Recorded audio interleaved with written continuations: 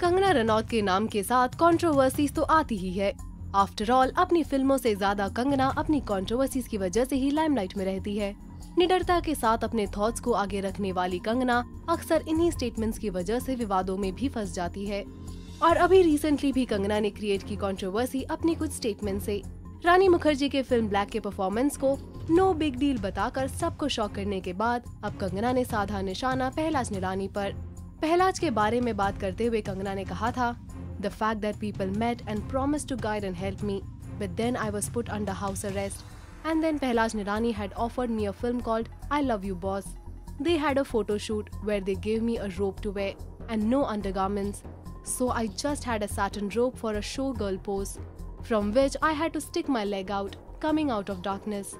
उन्होंने अपने फिल्म के इस रोल को डिस्क्राइब करते हुए कहा, This can be called a young girl lusting after her middle-aged boss. Kangana ने बताया कि उन्होंने इस फोटोशूट को मिडवे ही छोड़ दिया और फिर उन्होंने अपना नंबर भी चेंज कर दिया था। They should at least have given some tapes.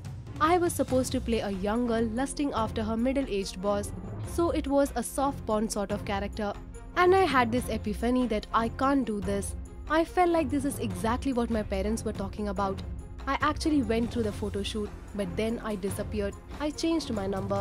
और अब कंगना के इन बयानों से नाराज है Pahlaj Nihalani.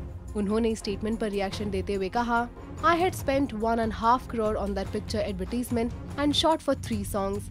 She did the reading post the photo shoot, but with my advertisement and the poster she got Mahesh Bhatt's film Gangster and backed out of my film as she requested me to let her do Gangster as we were under a 3-movie deal. She should not play with me, otherwise I have a lot of things to play with her. जिस film को लेकर कंगना ने सवाल उठाया उस बारे में भी की बात और कहा, It was a youth film. She was married in that movie. I had approached Amitabh Bachchan for that role. It was on the lines of Chini Kam.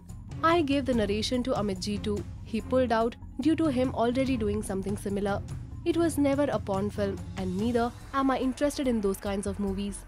अब कमेंट सेक्शन में आप हमें ये बताएं कि आपको क्या लगता है, क्या कंगना सही है या फिर सिर्फ कंट्रोवर्सी क्रिएट कर रही है।